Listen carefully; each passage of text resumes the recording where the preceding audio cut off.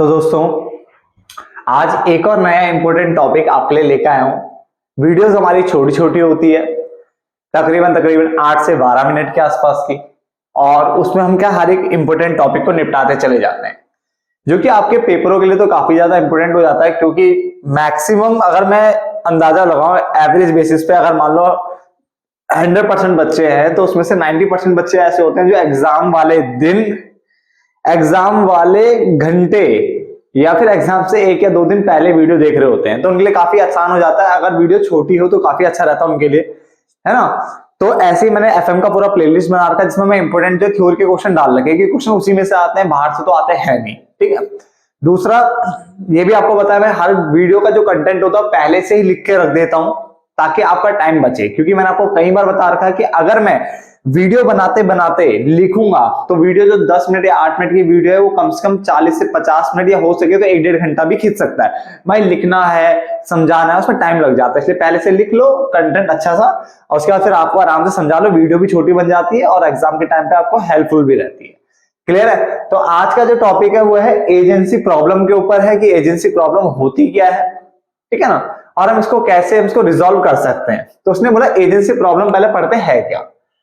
तो N agency problem is a conflict, यानी conflict मतलब होता है झगड़ा विवाद, है ना।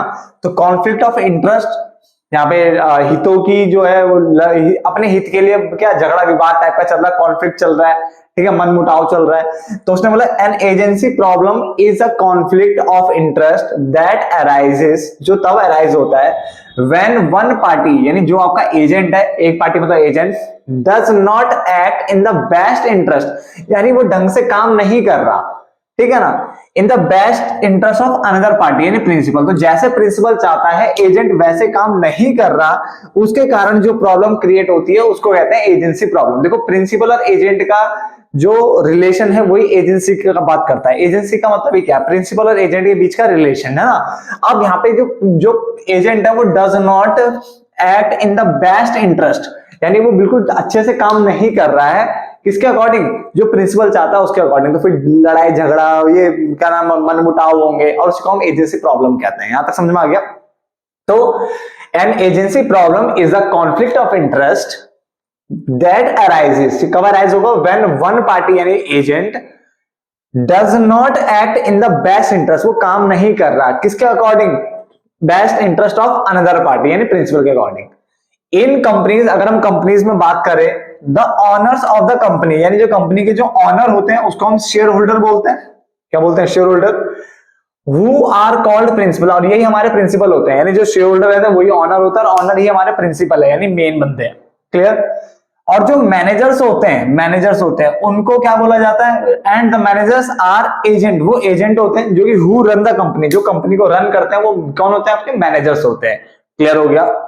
आगे लिखा हुआ है an agency problem arises when there is a conflict between, यानी एजेंसी प्रॉब्लम तब अराइज होगी जब कॉन्फ्लिक्ट होगा बिटवीन, किसके बीच में, कंपनी के जो शेयर होल्डर है उनके बीच में और कंपनी के एजेंट के बीच में। तो कंपनी के शेयर होल्डर और एजेंट, कंपनी के शेयर होल्डर और एजेंट के बीच में जब कॉन्फ्लिक्ट होगा तो जो प्रॉब्लम क्रिएट होगी उसको एजेंसी प्रॉब्लम बोलेंगे।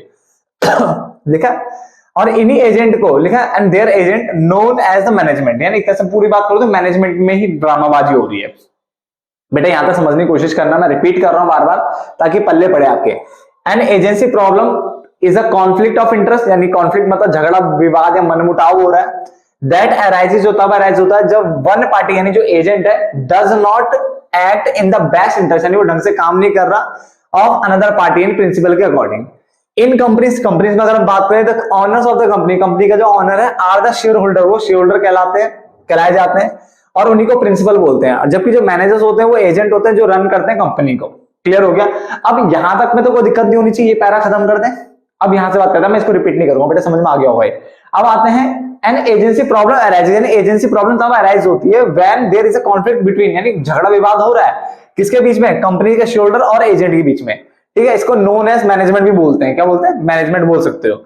When the management fails to act, यानी जो आपका मैनेजर्स टाइप के लोग हैं, यानी जो एजेंट है वो फेल्स टू एक्ट, यानी वो नहीं कर पा रहे काम, ठीक है, लिखे to act as per the interest of stock holder, यानी जो स्टॉक होल्डर है, स्टॉक होल्डर का मतलब यहाँ पे वही शेयर होल्डर की बात कर रहा है, तो शेयर होल्डर के अकॉर्डिंग वो काम नहीं कर पा रहे तो एजेंसी इशू टेक प्लेस, तो वहां पे एजेंसी इशू देखने को मिल जाता है। क्या लिखा है, व्हेन मैनेजमेंट मतलब मैनेजर टाइप के लोग यानी एजेंट फेल्स टू एक्ट यानी नहीं कर पा रहे काम एज पर द इंटरेस्ट, जैसे कि स्टॉक होल्डर ने बोला, जैसे शेयर होल्डर ने बोला मैनेजमेंट वाले लोग वैसे काम नहीं कर पा रहे, इसीलिए तो कॉन्फ्लिक्ट हो रहा है, इसीलिए तो लड़ाई झगड़ा हो रहा है। आगे लिखा हुआ है that is I dot E dot का मतलब क्या होता है, दैट इज होता है When managers pursue personal goals, जब मैनेजर जो है परस्यू करते हैं पर्सनल गोल, यानी मैनेजर क्या कर रहे हैं, चला रहे हैं पर्सनल गोल को चला रहे हैं बिफोर कॉर्पोरेट गोल, यानी वो कंपनी के गोल पे ध्यान नहीं दे रहे, फोकस ज्यादा वहां नहीं है, पहले अपने पर्सनल गोल पे ज्यादा ध्यान है। यानी जो एजेंट्स हैं वो पर्सनल बेनिफिट को ऊपर रख रहे हैं और कॉर्पोरेट बेनिफिट को नीचे रख रहे हैं, मतलब जो कॉर्पोरेट का गोल है, उनका जो उद्देश्य है उसको प्राप्त करना दूसरी प्रायोरिटी है और अपना बेनिफिट रखना पहली प्रायोरिटी है। तो बेटा फिर गलत हो गया ना, तो इसीलिए कॉन्फ्लिक्ट में इंटरेस्ट आता है कि जो एजेंट टाइप के लोग हैं वो अपने लिए ज्यादा सोच रहे, कंपनी के लिए कम सोच रहे। चलो यहां तक कंप्लीट हो गया। आगे एजेंसी इश्यूज ने बोला यानी जो प्रॉब्लम होता है कैन बी रिजॉल्व, यानी एजेंसी प्रॉब्लम को रिजॉल्व किया जा सकता है। ठीक है, कैसे किया जा सकता है नंबर 1, अगर आप चलो पूछे एजेंसी प्रॉब्लम क्या सही की जा सकती है, बिल्कुल हाँ की जा सकती है। पहला पॉइंट है, पहले तो एक कॉर्पोरेट पॉलिसी क्रिएट कर लो। देखिए एक ऐसी पॉलिसी, एक ऐसी नीति बनाओ जिससे मिनिमाइज हो कॉन्फ्लिक्ट, यानी जो झगड़ा विवाद हो ना वो कम हो प्रिंसिपल और एजेंट के बीच में। तो सबसे पहला पॉइंट, अगर आपको कॉन्फ्लिक्ट को रिजॉल्व करना है, जो एजेंसी प्रॉब्लम है उसको हटाना है, कम करना है, तो कैसे कर सकते हो, कॉर्पोरेट पॉलिसी बनाओ, एक ऐसी पॉलिसी बनाओ जो कि मिनिमाइज करे, कम करे, कॉन्फ्लिक्ट्स को कम करे, ठीक है ना, between principal and agent. Clear. दूसरा क्या कर सकते हैं हम एम्प्लॉय स्टॉक ऑप्शन प्लान लेके आ सकते हैं, यानी ईशॉप लेके आ सकते हैं, एम्प्लॉय स्टॉक ऑप्शन प्लान्स लेके आ सकते हैं।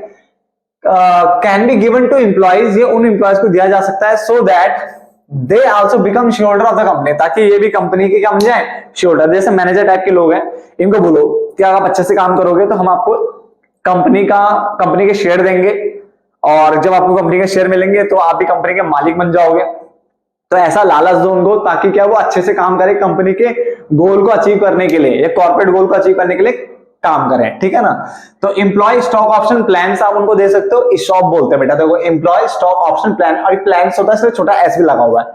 Can be given to the employees, यानी एम्प्लॉयज को, यानी अपने कर्मचारियों को ये प्लान दिया जाएगा so that they also become, ताकि वो भी शेयर होल्डर बन जाए कंपनी के अंदर। तो 2 पॉइंट समझ में आ गए। पहला आपने क्या करा, एक कॉर्पोरेट पॉलिसी बनाई जो कि मिनिमाइज करे कॉन्फ्लिक्ट को। दूसरा आपने ईशॉप दे दिया।